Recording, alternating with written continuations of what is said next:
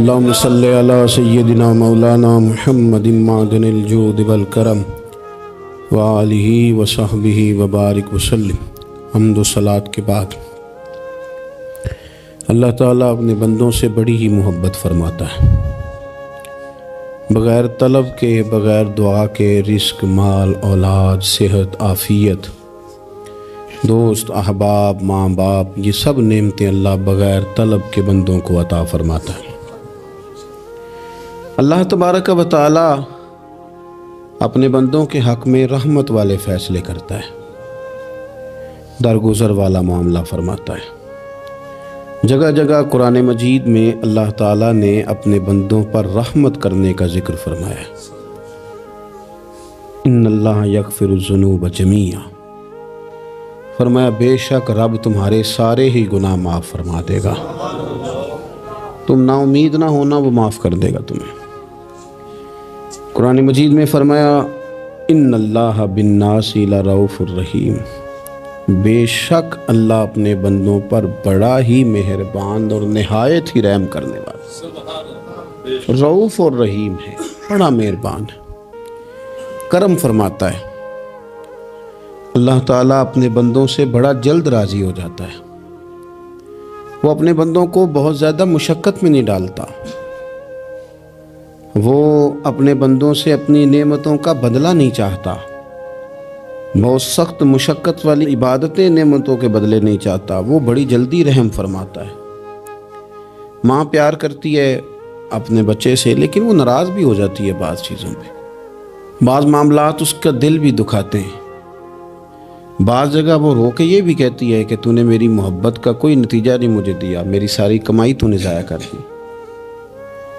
والد بہت ساری جگہوں پہ ناراض ہوتا ہے، شکوہ کرتا ہے، کہتا ہے میری بیماریوں کی، پریشانیوں کی، بڑھاپے کی، کمزوریاں کا سبب بیٹے تو ہی بن گیا، یہ ساری تکلیفیں تو ٹھیک ہو جائیں تو میری شاید عمر بھی بڑھ جائے، صحت بھی ٹھیک ہو جائے، میں زیادہ دیر جوان رہ سکوں۔ ناراض ہوتے ہیں ماں باپ، اسی طرح ماں باپ راضی بھی ہو جاتے ہیں،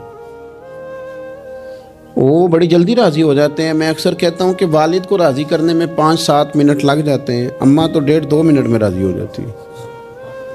ابا جی کو 5-7 منٹ لگتے ہیں، کئی دفعہ کہنا پڑتا ہے، کوئی دلائل دینے پڑتے ہیں، لیکن والدہ کے لیے تو کچھ بھی نہیں، آپ نیرا جا کے پیروں میں بیٹھ ہی جائیں، کچھ بھی نہ کریں، آپ پورا روئیں نہ، رونے والا منہ ہی بن جائے تو اماں تو نرم ہی نرم ہے، جس وقت جو مرضی آپ کرا لیں ہو گیا۔ اللہ تبارک و تعالی بلا مثال و بلا تشبیہ سمجھانے کے لیے عرض کرتا ہوں، اللہ بھی بعض معاملات میں اپنے بندوں سے ناراض ہو جاتا ہے۔ وہ کہتا ہے میں تکبر کرنے والوں کو پسند نہیں کرتا، وہ کہتا ہے فسادی پسند نہیں ہے، وہ فرماتا ہے کہ راہوں میں کجی کرنے والے پسند نہیں ہیں، وہ فرماتا ہے کہ بدعہدیاں کرو گے تو میں صبح قیامت تم سے سوالات کروں گا۔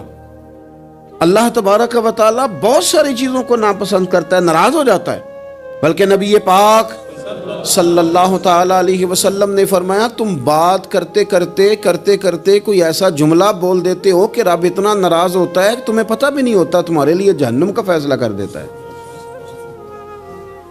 اس لیے پہلے تولو پھر بولو، خود اپنے لفظوں کی تو تم پہرے داری کرو نا کہ میں کیا کہہ رہا ہوں۔ کوئی ایسا جملہ، کوئی ایسی بات وارث شاہ مان کری نہ وارثاندہ، کوئی ایسی بات نہ تمہاری زبان سے نکلے۔ اور حضور یہ بھی فرماتے ہیں کہ اس کا دوسرا پہلو بھی ہے، بعض اوقات تم بات کرتے ایسا جملہ کہتے ہو وہ اتنا راضی ہوتا ہے کہ تمہارے لیے جنت کا فیصلہ فرما دیتا ہے۔ مسلمان کو اب یہ حکم ہے، اس ساری گفتگو کا نتیجہ یہ ہے کہ وہ اپنے جذبات پر، خیالات پر، نگاہوں پر، زبان پر، کانوں پر تھوڑی توجہ دے، بے لگام نہ بنے، بے ترتیب نہ بنے، جو طبیعت میں آئے کر نہ گزرے، تھوڑا سا نہ سوچے سمجھے اور تھوڑا سنبھل کے چلے، کبھی ان کاموں کی طرف نہ جائے جن سے رب ناراض ہو جاتا ہے، ان کاموں کی طرف بڑھے جن سے اللہ راضی ہوتا ہے۔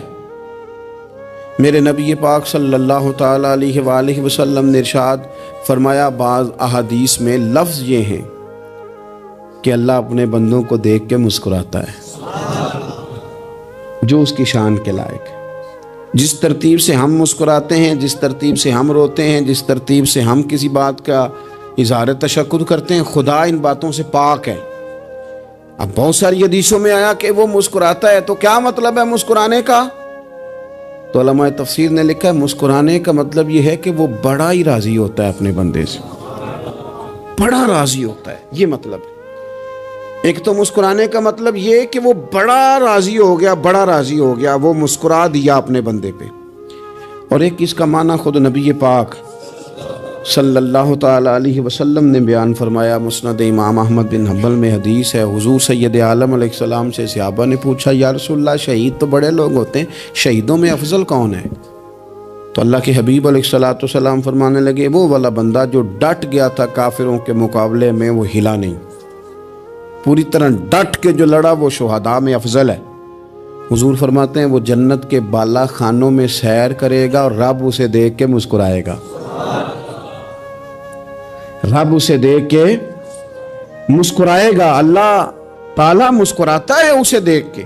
اور اگلے جملے میں حضور نے وضاحت کر دی، فرمایا جب رب دنیا میں کسی پر مسکراتا ہے نا تو اس کا معنی یہ ہے کہ قیامت میں پھر اللہ اسے حساب کوئی نہیں لے گا۔ جس پر اللہ دنیا میں مسکرا دیا اس سے کوئی حساب، تو وہ کام ڈھونڈنے چاہیے نا جس سے اللہ مسکرائے۔ ویسے کبھی ہم ایسا کرتے ہیں کہ نہیں کہ کسی کو راضی کیا جائے؟ یہ کام ہم کرتے ہیں کہ ہماری کمپنی کا جو سربراہ ہے وہ ہم سے راضی رہے، جس ادارے میں ہم پڑھاتے ہیں اس ادارے کا بڑا ہم سے راضی رہے، یہ کرتے ہیں ہم۔ اس کے لیے کچھ نہ کچھ ہیلے بہانے ہم کرتے ہیں، برادری، قبیلہ، علاقہ، بستی، لوگ کسی طریقے سے ہمارے ساتھ مطمئن رہیں، کرتے ہیں نا یہ سارے کام۔ اس میں تھوڑی مشکل بھی ہمیں آتی ہے لیکن کرتے ہیں، کیا کریں؟ گھر میں بھی کئی دفعہ ایسا ماحول بنانا پڑتا ہے۔ چلیں ایک اور میٹھی مثال دیتے ہیں، زیادہ سمجھ میں آئے گی۔ چھوٹا بچہ خوش رہے، آپ اس کے لیے محنت نہیں کرتے؟ وہ چھوٹا ہے، اس کو خوش کرنا فرض ہے ابا پہ، لیکن وہ کہتا ہے کہ میں نے موٹر سائیکل لینا ہے، چھوٹا ہے چلا ہی نہیں پائے گا، تو ابا پھر اسے راضی کرتا ہے، کہتا ہے بیٹے چھوٹا سائیکل لے لے، چل میں تجھے اڑانے والا جہاز لے دیتا ہوں۔ مقصود کیا ہے کہ اس کو ناراض نہیں کرنا، یہ روئے نہ، اس کا دل نہ ٹوٹے۔ ہو یارو سنو نا میں کیا کہہ رہا ہوں، اگر چھوٹے بچے کے لیے وہ چیزیں ڈھونڈتے ہو، میرے ابا جی نا اپنے نواسے کے لیے کھلونا لے کے آئے تو بچہ بڑا ہی کھیلا، تو ابا جی کہنے لگے لو پیسے پورے ہو گئے میرے، بچے کو پسند بڑا ہے نا، پیسے پورے کر چھڑے نے، دیکھو نا جی کتنا اس کو راضی ہوا ہے۔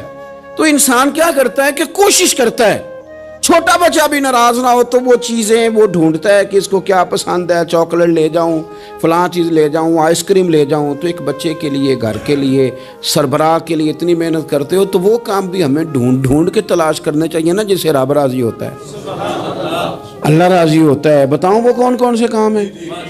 نبی کریم صلی اللہ تعالیٰ علیہ وسلم نے ارشاد فرمایا 3 لوگ ہیں جنہیں دیکھ کے رب مسکراتا ہے۔ یا رسول اللہ صلی اللہ علیہ وسلم وہ کون کون سے؟ تو محبوب فرمانے لگے ایک وہ بندہ ساری مخلوق سوئی ہے، آدھی رات ہے، رات کا پچھلا پہر ہے، اس نے اٹھ کے وضو کر لیا، مصلی پہ کھڑا ہو گیا خدا کی یاد میں، فرمایا اسے دیکھ کے رب مسکراتا ہے جو اس کی شان کے لائق ہے، مسکراتا ہے اللہ۔ یہ تو سونے کا ٹائم تھا، یہ تو گہری نیند آنے کا وقت تھا، رات کا پچھلا پہر۔ رات پوے تے بے درداں نو نیند پیاری آوے، تے درد منداں نو یاد سجن دی ستیاں وی آن جگاوے، اور ساون کی کالی راتوں میں جب بوندا باندی ہوتی ہے، وہ راتوں کو اٹھ روتے ہیں جب خلقت ساری سوتی ہے، اللہ مسکراتا ہے۔ اور سننا میرے بھائی، میرے نبی پاک صلی اللہ تعالیٰ علیہ وسلم فرماتے ہیں جب مسلمان نماز کے لیے صفیں بناتے ہیں نا، ترتیب لگ رہی ہوتی ہے، اب اللہ کی بارگاہ میں کھڑے ہوں گے، قیام کریں گے، رکوع کریں گے، سجود کریں گے، فرمایا جب مومن صفیں بناتے ہیں تو رب دیکھ کے مسکراتا ہے، مسکراتا ہے۔ کمال ہو گئے عروج بندگی کا، جب بندے کو دیکھ کے رب مسکرائے، خدا بندے سے خود پوچھے بتا تیری رضا کیا ہے، مسکراتا ہے۔ اور میرے نبی پاک علیہ السلام فرماتے ہیں جب مجاہد جہاد کے لیے صفیں سیدھی کرتے ہیں، آج تو یہ رب کے نام پہ مرنے ہی آ گئے، یہ صفوں میں کھڑے ہوں گے، ترتیب سے لڑیں گے، ترتیب سے گلا کاٹیں گے کافروں کا، یا شہادت لیں گے، فرمایا جب جہاد کے لوگ صفیں بناتے ہیں تو رب انہیں دیکھ کے مسکراتا ہے۔ کتنے نصیبوں والا وہ بندہ ہے جسے دیکھ کے مسکرا دیا۔ او یار کبھی تیرا بیٹا تیرے سامنے مسکرائے نا چھوٹا تو تیرا دل باغ باغ ہو جاتا ہے۔ تیری ماں بیمار کسی ایک دن صحیح طرح ہنس پڑے تو طبیعت خوش ہو جاتی۔ مجھے بتاؤ نا جس کا رب بھی اسے دیکھ کے ہنس پڑے، جو اس کی شان کے لائق ہے، کیا اس بندے کے نصیبیں ہیں، کیا اس کے مقدر ہیں۔ آپ اس مقام پر اپنے آپ کو لائیں۔ اب دیکھیں نا یہ حدیث آپ نے سن لی، اب ہم نے نا اس طرح صفحے نہیں بنانے جس طرح ساری دنیا، اب ذرا صفحے بھی شوق سے بنائیں گے۔ آپ ذرا تھوڑا سا شوق پیدا کریں گے، بھئی یہ تو میں وہ کام کرنے لگا ہوں جسے دیکھ کے رب مسکراتا ہے۔ نبی پاک صلی اللہ علیہ وسلم نے فرمایا جب کوئی بندہ توبہ کرتا ہے نا، ہم توبہ کا رٹا لگاتے ہیں، یا اللہ میری توبہ یا اللہ۔ اور توبہ کا تو مطلب یہ ہے کہ پچھلے گناہوں سے پکی توبہ، آج کے بعد یہ غلطی نہ کرنے کا پکا وعدہ۔ تو نے ساری شب برات رو کے گزاری ہے، بتا سویرے جھوٹ جوڑنے کا ارادہ ہے تیرا؟ آج کے بعد رشوت تو نہیں نہ لے گا، ملاوٹ تو نہیں نہ کرے گا، یہ توبہ ہے۔ اور اگر سارے کام اسی طرح کرنے تو پھر یہ توبہ کا رٹا ہے، جتنا مرضی لگاؤ۔ حضرت علی بن ربیعہ رضی اللہ تعالیٰ عنہ فرماتے ہیں میں مولا علی کے ساتھ تھا، مقام حرہ کی طرف جا رہے تھے، حضرت علی نے ہاتھ اٹھا کے دعا مانگی ہماری تعلیم کے لیے، ورنہ حضرت علی ہم صحابہ کو محفوظ عن الخطا تو مانتے ہیں نا۔ ہاتھ اٹھا کے کہا اے اللہ ہمارے گناہ بخش دے، تیرے علاوہ کوئی معاف کرنے والا نہیں۔ اور پھر حضرت علی آسمان کی طرف دیکھا اور دیکھ کے نا حضرت علی بن ربیعہ کو تو مسکرائے۔ حضرت علی بن ربیعہ کہنے لگے حضور مسکرائے کیوں ہو؟ فرمانے لگے ایک دن میں حضور کے ساتھ اسی طرح آیا تھا، اسی طرح حضور نے دعا فرمائی تھی ہماری تعلیم کے لیے، اور پھر حضور مجھے دیکھ کے مسکرائے تھے اور فرمایا جب کوئی بندہ رب کی بارگاہ میں اس طرح استغفار کرتا ہے تو رب مسکراتا ہے، اور مسکرا کے فرماتا دیکھ لو میرے بندوں کو پتا ہے کہ میرے علاوہ معاف کرنے والا کوئی نہیں، انہیں پتا ہے، تم اس کی بارگاہ میں رجوع تو لاؤ، آؤ تو صحیح دو آنسو لے کر۔ اقبال کہتے ہیں کہ موتی سمجھ کے شان کریمی نے چن لیا، قطرے دو گرے میرے ار کے انفعال کے، دو میں نے آنسو بہائے تھے تو اس کے کرم نے تو موتی سمجھ کے چن لیے۔ سنو نا حضور اس استغفار کو اللہ کو یار رات کو توبہ کر کے سونا چاہیے ہمیں۔ کچھ غلطیاں ہم کرنا نہیں چاہتے پر ہم سے ہو جاتی ہیں، کچھ دل ہم توڑنا نہیں چاہتے پر وہ ٹوٹ جاتے ہیں، ہماری مجبوری ہوتی ہے ٹوٹ جاتے ہیں۔ رات کو اس کی بارگاہ میں ہاتھ باندھ کے کشکول طلب دراز کر کے خوب استغفار پڑھنا چاہیے کہ مالک بندے ہیں نا کیا کریں، نفس کا ساتھ ہے، دنیا کا ساتھ ہے، خواہشات نفسانیہ، مالک معاف کر دے۔ درد سے توبہ، رسم نہ ہو، کہانی نہ ہو، لفظ نہ ہو، جملے نہ ہو، اور جناب ایسے لوگوں کے بیچ بڑے ہاتھ باندھ کے اور بڑا کوئی ضرورت نہیں، آپ اکیلے اپنی چارپائی پہ بستر کے اندر منہ دے کے بھی درد سے کہیں گے نا معاف کر دے تو وہ تو مہربانی بڑا ہے۔ میرے نبی پاک صلی اللہ علیہ وسلم مثال دیتے ہیں، فرمایا ایک آدمی صحرا میں جا رہا ہے، صحابہ سے حضور خطاب کر رہے ہیں، فرمایا ایک آدمی صحرا میں جا رہا تھا، اس نے اپنی اونٹنی پہ کھانا پانی پیسے ہر چیز رکھی ہوئی تھی، صحرا تھا بہت بڑا، درمیان صحرا کے گیا تو تھوڑا سا سستانے کے لیے آرام کرنے کے لیے اونٹنی سے نیچے اترا۔ اب اس نے اونٹنی کی لگام، اونٹنی کی نکیل اپنے سرہانے کے نیچے رکھی، ہاتھ کے ساتھ پکڑی اور سو گیا۔ تھوڑی ہی دیر کے بعد جب اس کی آنکھ کھلی تو دیکھا اونٹنی غائب ہے۔ صحرا میں وہ پیدل نہ آگے جا سکتا ہے، نہ پیچھے جا سکتا ہے، نہ دائیں نہ بائیں، کھانے کو روٹی نہیں، پینے کو پانی کا قطرہ نہیں، تھوڑا ادھر بھاگا ادھر بھاگا، تھک گیا۔ کریم محبوب فرماتے ہیں وہ پوری طرح نڈھال ہو گیا اور مایوس ہو گیا، معاذ اللہ، مایوس ہو کے دوبارہ اسی جگہ آ کے لیٹ گیا جہاں پہلے لیٹا تھا، انتظار کرنے لگا کہ اب موت ہی آئے گی، آخری وقت ہے، اب نہ میں پیدل یہ صحرا کراس کر سکتا ہوں، نہ پیچھے جا سکتا ہوں، نہ کھانا ہے نہ پانی ہے، سوائے موت کے کوئی سہارا نہیں۔ حضور فرماتے ہیں وہ رستے میں دوبارہ لیٹ گیا، اچانک اس نے رخ بدلا تو اونٹنی سامنے کھڑی تھی۔ حضور نے صحابہ سے پوچھا بتاؤ نا اسے بھلا کتنی کو خوشی ہوگی؟ یا رسول اللہ جسے نئی زندگی مل گئی ہے۔ آپ دیکھیں نا سارے ڈاکٹروں نے کہہ دیا کہ اس کے تو گردے، معدہ، جگر ہر چیز ختم ہے، گھر لے جاؤ خدمت کرو، ہر طرف پریشانی ہے. وہ بندہ بھی سمجھ گیا ہے کہ آخری وقت آ گیا, کل جاؤں پرسوں جاؤں, تیاری ہو گئی, سب لوگ آ گئے, باہر والے بھی آ گئے, یہ ماحول ایک عجیب رنگ اختیار کر گیا. اچانک ایک ڈاکٹر نے آ کے کہا نہیں غلطی لگ گئی تھی. مجھے بتائیے انداز کیا ہوتا ہے؟ بغیر دوائی کے بندہ اٹھ کے کھڑا نہیں ہو جاتا. میں تو بچ گیا ہوں. نبی پاک صلی اللہ علیہ وسلم فرمانے لگے اس کی اونٹنی مل گئی. بتاؤ بھلا اسے کتنی خوشی ہوگی. یا رسول اللہ وہ تو دوبارہ دنیا میں آ گیا. حضور فرمانے لگے اسے کچھ بھی خوشی نہیں ہوئی.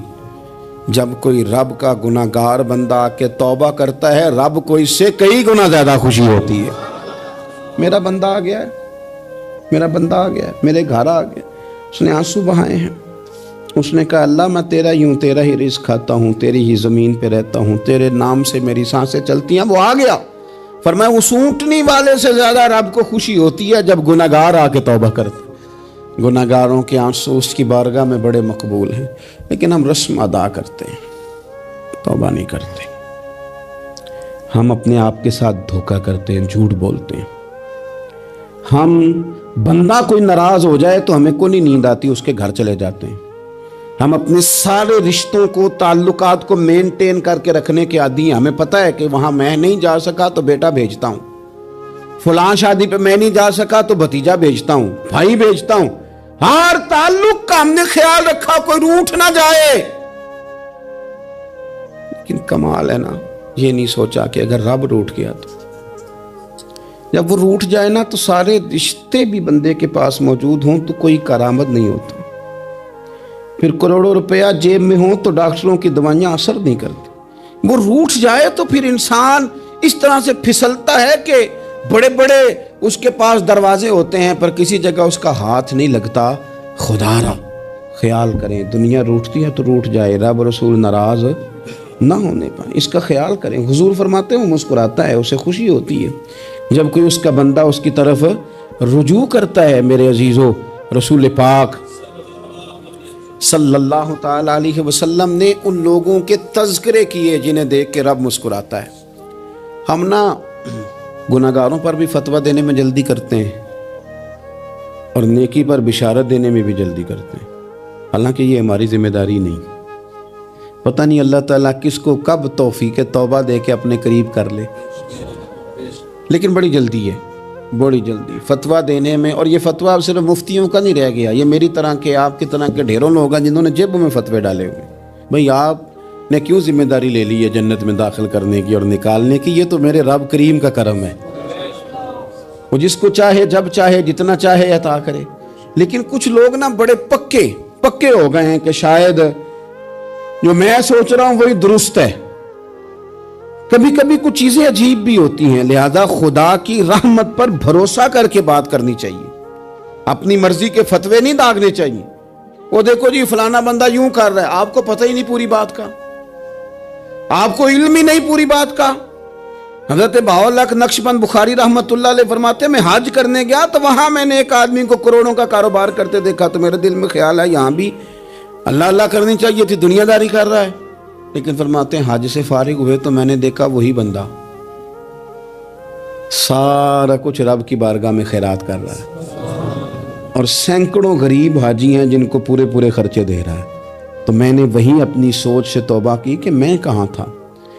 بڑی جلدی کھڑے نہ ہو جائیں. حضرت حسن بصری رحمت اللہ تعالیٰ علیہ ارشاد فرماتے ہیں کہ میں دریا کے کنارے گیا تو وہاں میں نے ایک شخص کو دیکھا, وہ اپنی ایک خاتون کی گود میں سر رکھ کے بیٹھا اور قریب ایک بوتل بھی پڑی ہے. میرے دل میں معاذ اللہ خیال آیا کہ دیکھو کس انداز میں ایک عورت کے ساتھ یہ ہے اور پاس بوتل بھی پڑی ہے, جانے شراب ہے. کہتے میں سوچ ہی رہا تھا کہ اچانک ایک کشتی آ رہی تھی دریا میں. وہ ہچکو لے کھائے, کشتی میں 4-5 لوگ تھے, وہ دریا میں ڈوبنے لگے.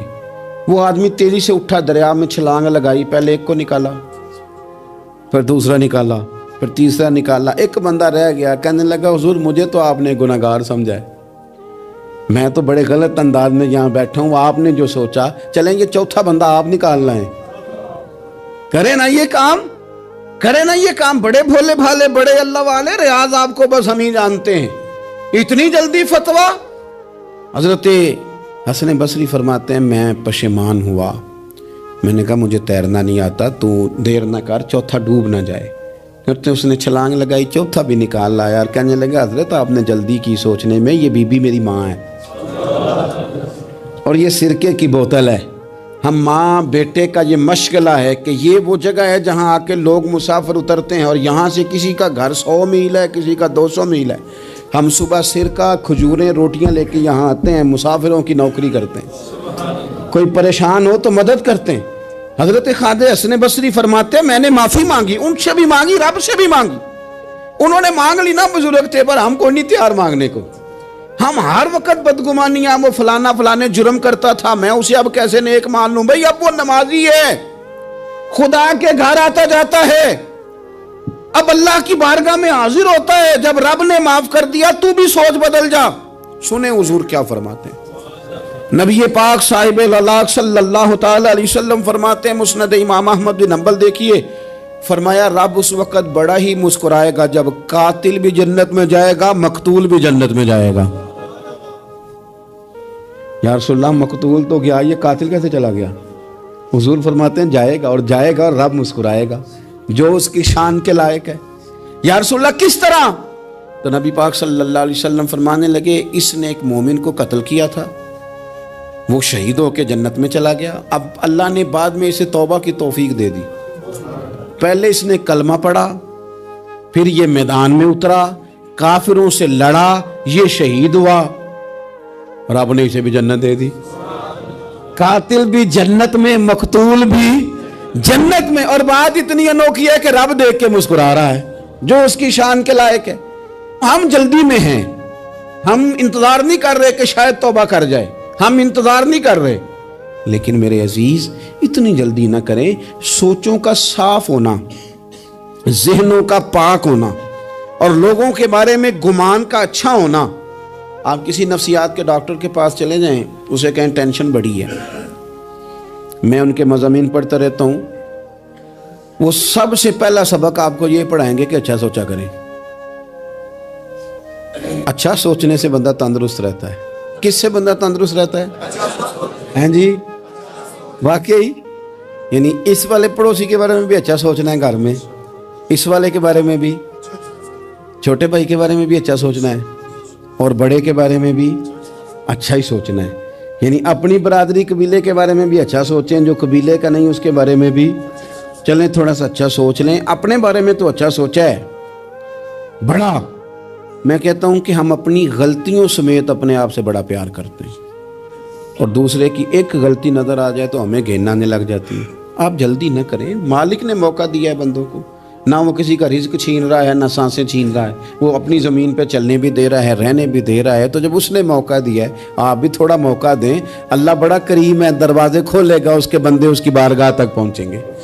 بدگمانیاں اور پھر بدگمانیوں کا عروج، اور اس لیول تک جا کے بات کر دینا ہے کہ جہاں سے خوف آئے کہ یار یہ بات نہیں کرنی چاہیے۔ رسول کائنات سرور دو عالم صلی اللہ تعالی علیہ وسلم فرماتے ہیں کہ اللہ مسکراتا ہے۔ دیکھو ہمارے ہاں نا ایک اور بھی مسئلہ بن گیا ہے، میں نے کچھ لوگوں کو نا پکا، میرے پیارے ہیں، محبت ہے مجھے، تو میں چونکہ آپ میری کلاس ہیں، میں مشاہداتی اور تجرباتی باتیں بھی کر لیتا ہوں، اسی کی روشنی میں کئی دفعہ گفتگو بھی تیار کرتا ہوں۔ کچھ لوگوں نے نا پکا ذہن بنا لیا یہ کہنے کا کہ ہاتھ بڑا تنگ ہے، پکا، آپ جس وقت پوچھ لیں ان کا ہاتھ اور بڑا ہی زیادہ تنگ ہے۔ آپ یقین کریں، بہن کا جو خامند ہے وہ کہہ رہا ہے جا حصہ لے کے آ، تیرے بھائیوں کی کمائی تو نہیں، تیرے ابا کی ہے، لے کے آ۔ وہ بیچاری اس کی منتیں کر رہی ہے، کہتی ہے اگر جاؤں گی نا تو وہ کہیں گے حصہ لے جا، آج کے بعد ہمارے گھر نہ آنا، میرا دروازہ نہ بند کرو، مہربانی کرو۔ اور بھائی سے بات کرتی ہے تو کہتا ہے ہاتھ ہی بڑا تنگ ہے، جب ٹھیک ہوگا تو دے دوں گا۔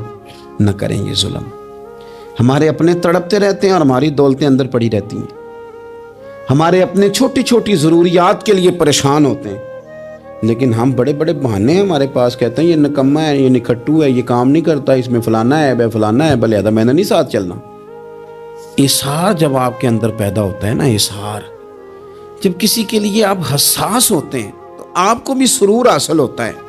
نہ کریں یہ کام کہ آپ کو اللہ نے وسعت دی اور ہر وقت آپ ہاتھ تانگ ہونے کا رونا رو رہے ہیں۔ ہر وقت آپ یہ کہہ رہے ہیں میں بڑی آزمائش میں ہوں، جب خدا نے آپ پہ نہیں ڈالی تو اتنے جھوٹ بولنا صرف اس لیے کہ میرے پیسے بچ جائیں، صرف اس لیے کہانی سنانا کہ حالات میرے بڑے خراب ہیں کہ کوئی بندہ میرے سے کوئی تھوڑا بہت قرض نہ مانگ لے۔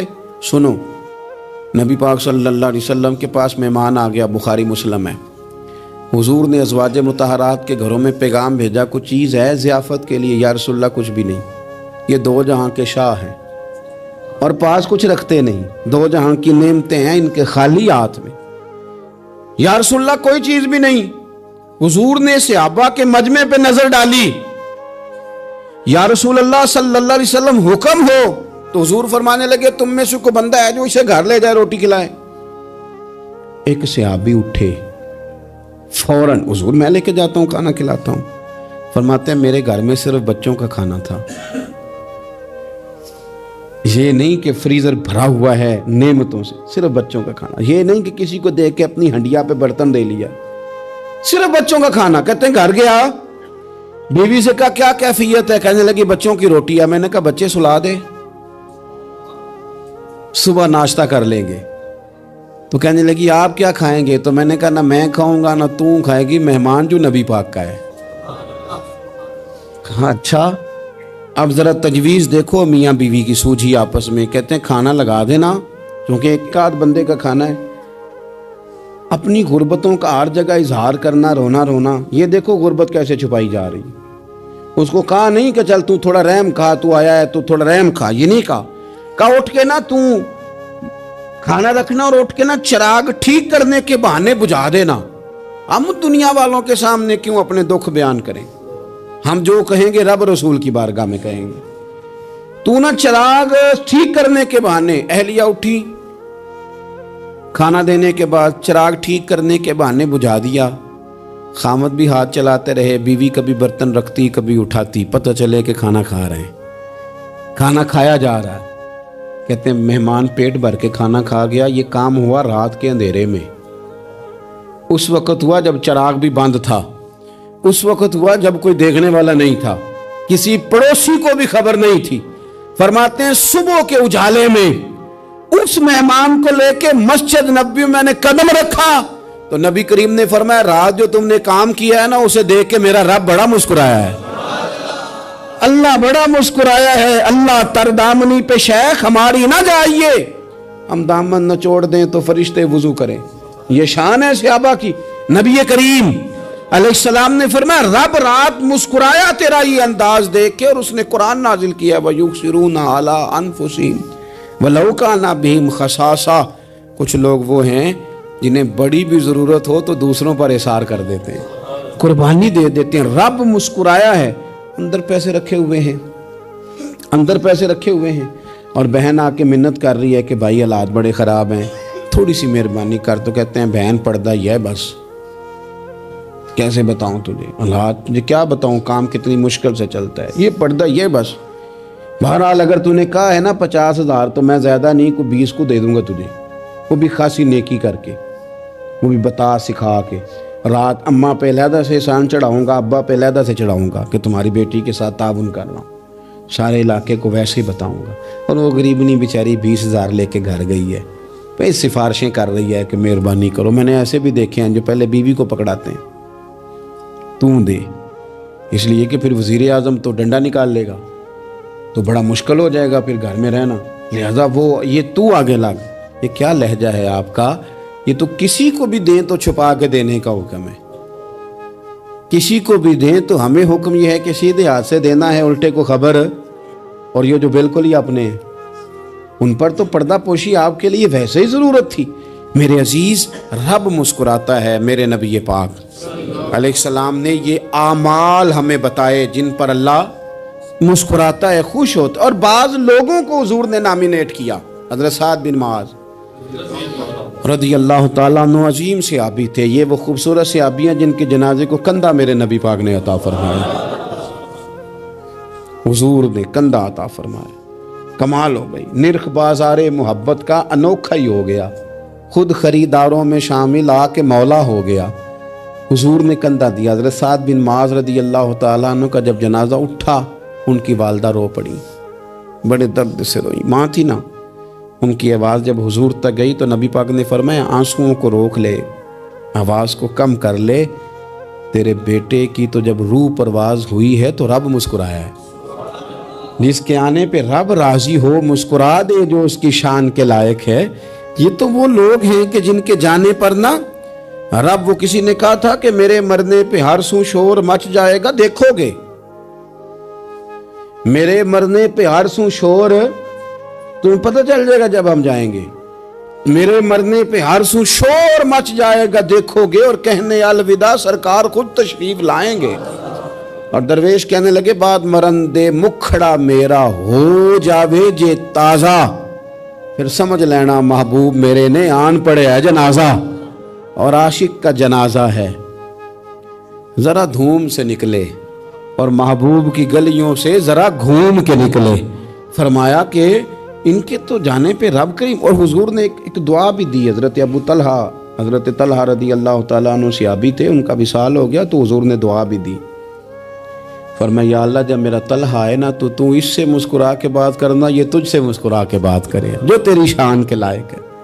تو اللہ تعالیٰ غائب درجے راضی ہوتا ہے۔ ایک دفعہ پھر بات دہراتا ہوں، جو میدان میں ڈٹ کے شہید ہو رب اسے دیکھ کے مسکراتا ہے، جو اس کی شان کے لائق، جو توبہ صحیح کریں سچی کریں رب انہیں دیکھ کے مسکراتا ہے جو اس کی شان کے لائق ہے، جو نماز کے لیے صفیں بنائے رب انہیں دیکھ کے مسکراتا ہے، جو جہاد کے لیے صفیں بنائے رب دیکھ کے مسکراتا ہے، جو لوگ صبح پچھلے پہر اٹھ کے عبادت کریں رب انہیں دیکھ کے مسکراتا ہے، اور جو کبھی کبھی بھوکے رہ کے دوسروں پر قربان کر کے احسان کر دیں رب انہیں دیکھ کے مسکراتا ہے۔